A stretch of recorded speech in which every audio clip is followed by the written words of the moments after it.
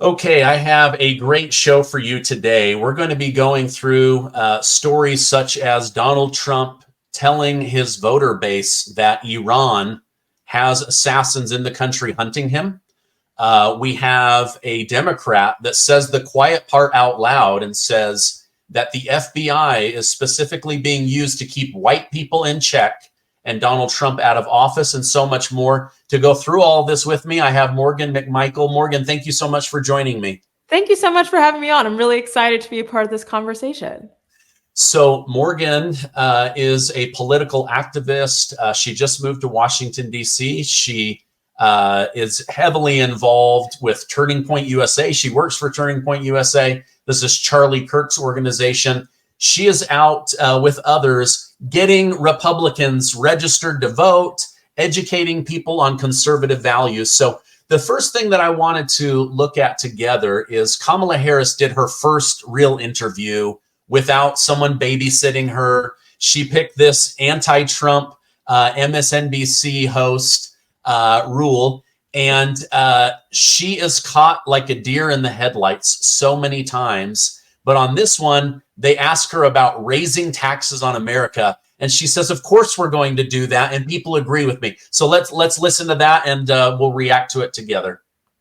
Point of this subcommittee. Oh, I apologize. Wrong one. Let me try that again. Getting that child tax credit, or you mentioned housing before, giving that extra money for a first home. If you can't raise corporate taxes, or if GOP takes control of the Senate, where do you get the money to do that? Do you still go forward with those plans and borrow? Well, but we're going to have to raise corporate taxes, and we're going to have to make sure that the biggest corporations and billionaires pay their fair share. That's just it. It's about paying their fair share. I am not mad at anyone for achieving success, but everyone should pay their fair share. And it is not right that the teachers and the firefighters that I meet every day across our country are paying a higher tax than the richest people in our country. Bill Gates just said it this week. If he was in charge of taxes, he would have paid more. But how do you find that line to make sure corporations are paying their fair share, but they're not leaving our country? Well, listen, I work with a lot of CEOs. I have spent a lot of time with CEOs, and I'm going to tell you that the business leaders who are actually part of the engine of America's economy agree that people should pay their fair share. They also agree that when we look at a plan such as mine that is about investing in the middle class, investing in new industries, investing in bringing down costs, invest in entrepreneurs like small businesses, that the overall economy is stronger and everyone benefits. Okay, so she says a plan like mine, but she hasn't revealed at all what her plan is. What are your thoughts on her just like smiling and grinning that she is about to raise taxes on America? Exactly. She looked so just confused when the interviewer from MSNBC called her out saying like, well, how are you going to do this without raising taxes? And she goes, well, of course we're going to have to raise corporate taxes. And everyone agrees with my plan. The real fact of the matter is no one agrees with her plan. And the reason why no one agrees with her plan is she has no economic plan. And if she did, why was it not rolled out over the last 3.5 years? Why did Joe Biden shut down the Keystone Pipeline, which would have actually given jobs back to American people? And she keeps touting the idea that she's pro the middle class, trying to give money back to the middle class and revive our economy. But why has our economy and inflation been in ruin over the last 3.5 years? And she can't seem to answer any of those questions. I mean, every single one of these fabricated interviews, this is what, the second time Kamala Harris has actually gone in front of the American people trying to answer questions. And she continues to just answer with fluff of, I have a plan. Trust me. I meet with CEOs. I mean, it's just, she has no plan. And I was even talking to a college student last week and I said, why are you voting for Kamala Harris? She goes, oh, I really like her plans. And I said, okay, well, what is your favorite plan of hers? Well, what she's going to do with the economy. I like that she's going to tax the rich.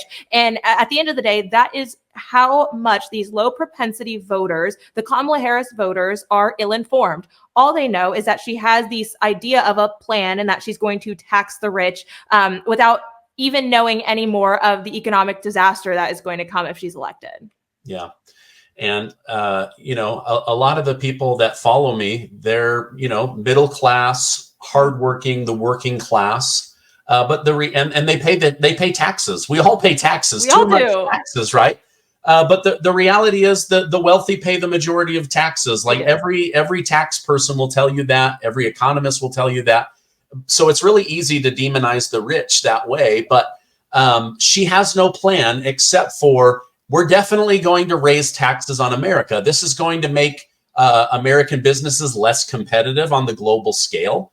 And what happens when costs go up for businesses? Do they absorb that, or do they pass it on to the buyer? It's going to continue to be passed on to the buyer. I mean, that's why we've seen fast food increase. As soon as California implemented a higher minimum wage, we saw prices skyrocket there, thanks to Governor Gavin Newsom. So it's this catch-22 of, we're going to tax the rich, but then that's actually going to affect the middle class more, because you're going to be spending more money on goods and services. And I'd also like to note, the tax code is completely free to educate yourself and to read, to where there's this entire lie that has been sold to the middle class and lower class people that you're actually paying more taxes than the rich, which is not true. And anybody can read the tax code to figure out those loopholes, how to get tax credits. But a lot of people don't use that to their advantage.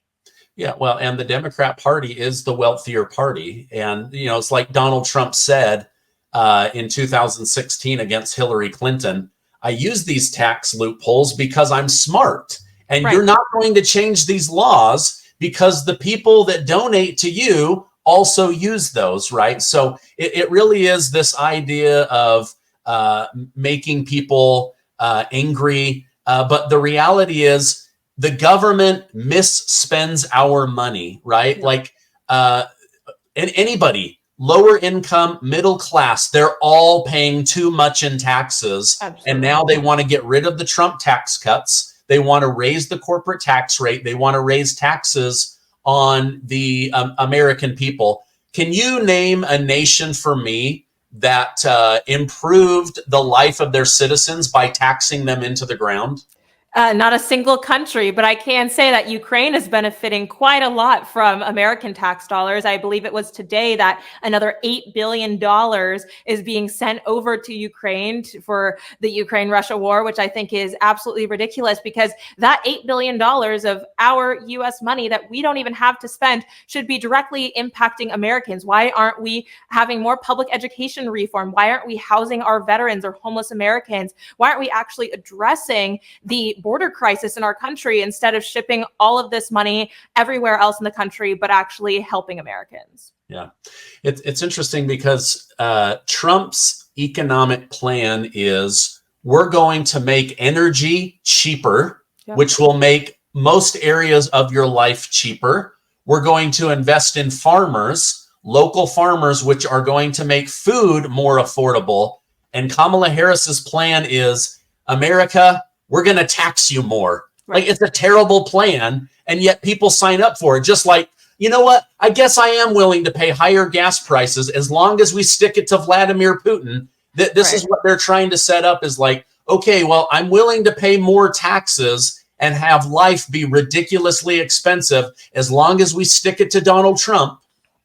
And that's what the Kamala Harris and Walz campaign has been doing, is creating an anti-Trump campaign. It's not pro-America. It's not, this is what my plans and policies are. It's, we don't like Donald Trump, so we are going to do anything that we can to convince the American people to vote for me instead of Trump, because I have a quote unquote plan with no proven track record of any success. I think it was the other day, maybe in the same interview, where she said, I have a plan, but some of the plans don't work, something along those lines. So we're not going to do those plans. And it's like, yes, Kamala, I agree with you. Your plans don't work. We've seen that in the last 3.5 years. Why is it that middle-class Americans are struggling financially in this economy? Why is it that our public education system is the poorest it's ever been? Why is it that our country seems to not be able to figure anything out, but you're continuing to tout that you have a plan? It makes absolutely no sense to me. And you even talked about Donald Trump's economic plan. Talk about tariffs. Talk about bringing jobs back to America instead of actually shipping them out. I know that he recently threatened John Deere because they were wanting to move their production overseas. Like,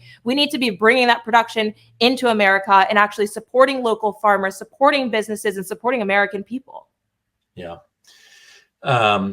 Donald Trump made a really good point. He said, on the campaign trail, they are trying to make me look bad for saying that I'm going to use tariffs. But Joe Biden and Kamala Harris haven't removed a single tariff that I put on the books because it brings in money to America to take care of Americans, right? And a last point, and then we'll move on. But, you know, these people, that their hate for Donald Trump doesn't make my life more affordable.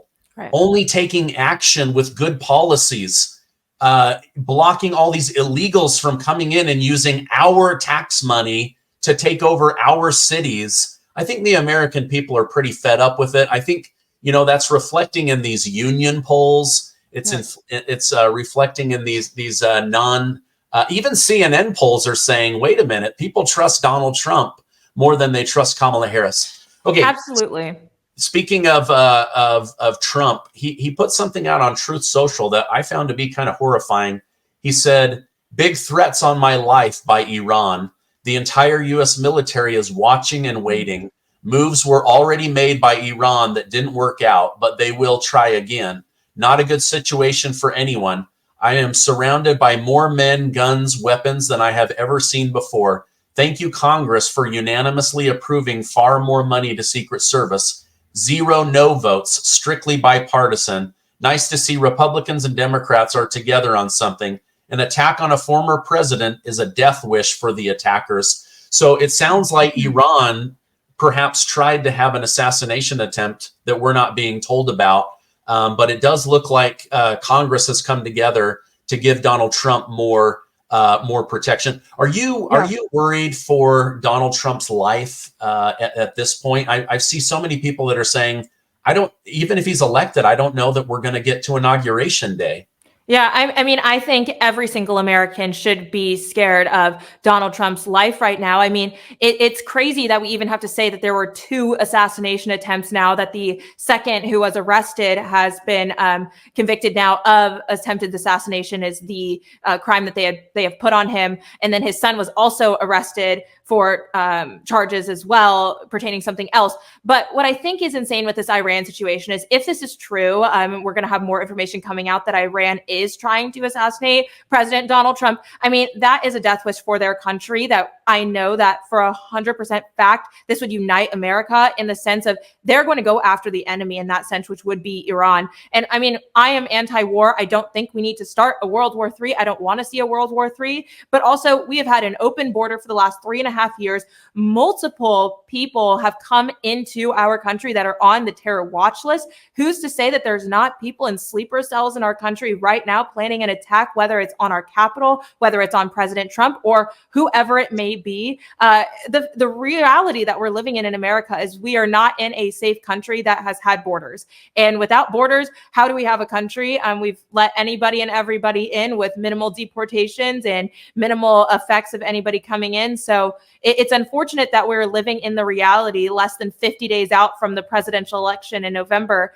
where we are having to think, is President Trump's life going to be safe? And I'm thankful for Congress for passing that bill. I do know that RFK Jr. was also included in that bill, that if he was still running for president, he would also have additional Secret Service members, which I think is fantastic. Why didn't this happen sooner? Because what happened 2 weeks ago at his golf course should have never happened. No one ever should have gotten that close to him with a gun. And what happened in Pennsylvania also should have never happened. It was ill planning on Secret Service's part. I'm thankful for the jobs that they do, but it's almost a little bit too little, too late. And we need to just honestly pray for him and keep him protected, because the campaign road ahead is, I think, going to get a lot scarier.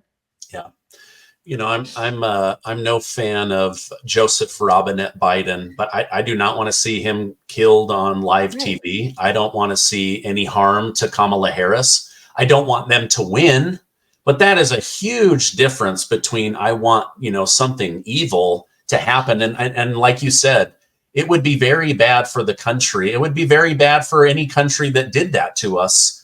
The retaliate. Look at what we did from 9/11. Think about what would happen if an American president was assassinated by another nation. So pretty scary stuff. I'm reading today that the Secret Service is forcing Donald Trump to cancel some of his rallies. We're being told that there are at least 5 assassin teams in the country that the FBI and the Department of Homeland Security are tracking. Iran says that Iran released a video last night, a CGI 2.5-minute video of all of the different ways that they plan to kill Donald Trump. I mean, these threats are getting wilder and wilder. Let me go over a big story as a bombshell story that I shared. Representative Thomas Massey was able to, under oath, question Michael Horowitz, the inspector general that basically investigates the federal government. And it came to his attention that there is a report that details all of the ways that the FBI interfered on January 6th, all of the ways that they caused chaos, all of the ways that they broke the law going into the building, instigating attacks. There are people literally sitting in jail because this report's being delayed. The American people are the truth is being withheld from us. And he said under oath that he is basically being told to slow walk this, and it's not going to even come out until after the election. Don't you think the American people deserve to know the truth 3.5 years later? Absolutely. Every single American person deserves to know the truth. And the unfortunate reality is that the government is continuing to lie to the American people, and the 3-letter agencies that have never been elected and are not elected seem to be controlling the information that is being put out to the American people. And I really think that it's our job as conservative Americans to expose the truth and call out the 3-letter agencies that are endangering Americans and keeping Americans locked up in these prisons. I know a few people that were at the Capitol on January 6th, and it's just very unfortunate, the political persecution that is happening in our country, and it shouldn't even be happening in the first place. Yeah, I agree. I can't believe that they're withholding this, right? Like, they held back the Hunter Biden laptop because they knew it would make Biden look bad. Now they're holding back this FBI report because they know it will make Trump look good. I get so tired of us being manipulated and lied to by our own government. Okay, every now and then somebody slips and says the quiet part out loud. Let's listen to a Democrat House representative. She's going to tell us what she thinks the FBI is really for. Because what is the point of this subcommittee? Because it's necessary for the public and the media to try and provide cover for the eradication of the Department of Justice and the FBI. We are having these hearings so that you become immune. You become inured to the notion of the removal of the FBI and DOJ, so that those agencies are no longer there to serve as a check against white nationalism, great replacement theorists, Christian nationalists, white fragility, fascists, and the twice impeached convicted felon, former president and would-be dictator, Donald Trump. Wow. Okay, so the Department of Justice and the FBI exist for the sole purpose of keeping white people at bay, white supremacists at bay, white Christians, Christian ideas, and twice impeached Donald Trump from getting to the White House. Wow. What are your thoughts on Miss Plaskett's words? Absolutely ludicrous that somebody who is working on Capitol Hill right now is able to say this on the world's stage. I mean, thousands of people listen to C-SPAN. And you know what? This reminds me of a video I saw last week of a journalist who went into Capitol Hill and asked House Democrats, would you condemn calling Donald J. Trump a dictator and saying that he's a threat to democracy because there are currently people out there trying to take his life, and that is very threatening to our country? And every single one of them said, no, I will not condemn. He is a threat to democracy. He is going to be a dictator. And if you ask me, I think that's calling for political violence to an extent. Like, yes, we have free speech, but making a blanket statement that somebody is a dictator, that he is a threat to democracy, is ludicrous. And then to go on in the House like this and say that the DOJ and the FBI is created to keep white people at bay is insane. The fact that there's no fact checkers on this actually blowing the story up is mind blowing. Yeah. It's crazy to see. You know, I just happen to be a white Christian, so I look at this and I go, wow, that's incredibly offensive. If I said something about her race or her religion or her gender, they would chew me up and spit me out. They would spend hundreds of thousands of dollars trying to ruin my life. But this woman can say this because of liberal privilege and the get away DEI with double it. standard. Yeah. It's just insane to me. The DOJ and the FBI only exist to keep Donald Trump out of office and white people from being evil just by being white. It's crazy that we live in these times. Okay. You at Turning Point USA, you guys do a lot when it comes to educating people on conservative values, family values, understanding the Constitution, understanding the political system. One of the areas that I believe that you guys talk about a lot is abortion. 30% of Democrats have admitted that they only vote in order to keep abortion alive. Without abortion, they literally don't exist as a party. Why do you think the Democrat Party is so vehemently against death penalty for criminals, but in favor of abortion for babies?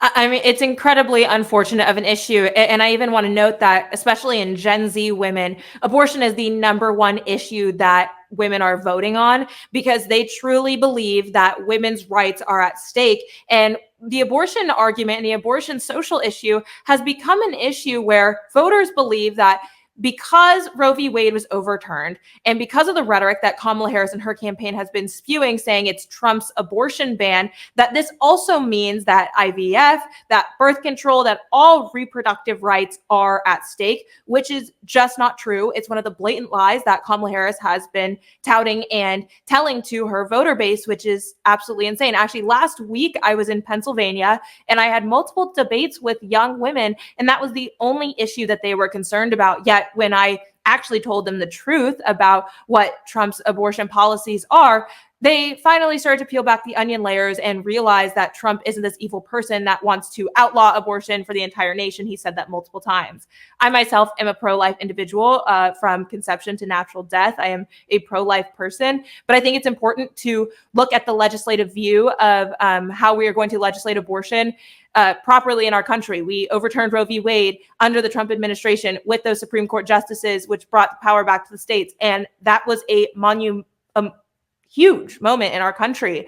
But the left will continue to use abortion and weaponize it against women. The feminist movement has taken abortion and created the most anti-woman thing you could do, as in kill your own baby, to become pro-woman, which is not the case. And it's one of the things that I will never understand over the decades of lies that the feminist movement has been telling to young women is how we have gotten to a point where women truly believe that motherhood is this vile thing and that a baby is a burden, when it is actually quite the opposite, that motherhood is one of the most beautiful things. And I truly think that that's where a lot of women's full fulfillment comes from. Yeah.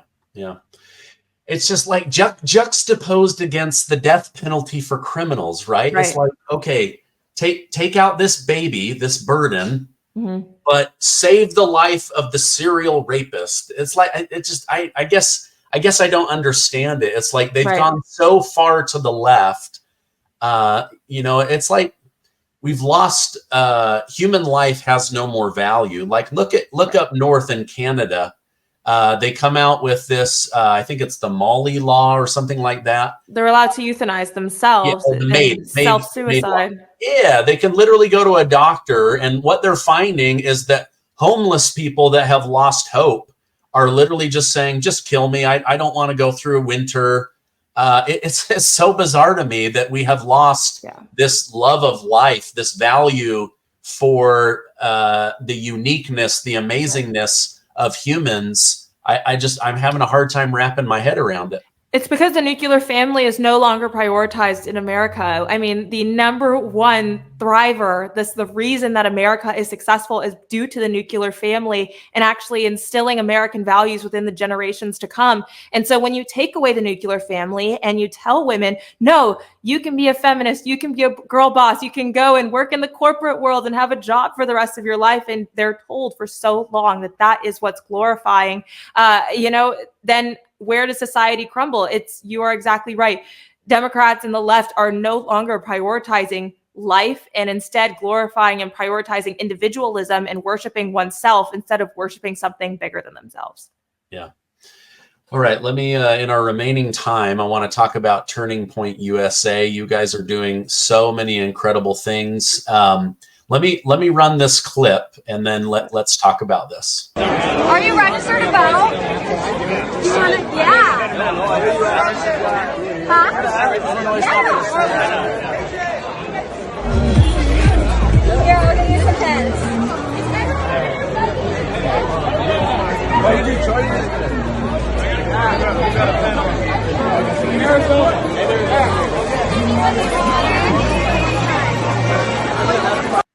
All right, I believe that was a college campus in the great state of Arizona. I can just see liberals' minds like melting down, having that many Make America Great hats in one location. All of these college students going, oh, wait a minute, Donald Trump is a great solution? I'm going to come out of college and have a shot at the American dream, owning a house, affording a car, not going into massive amounts of debt, not being dependent on the government.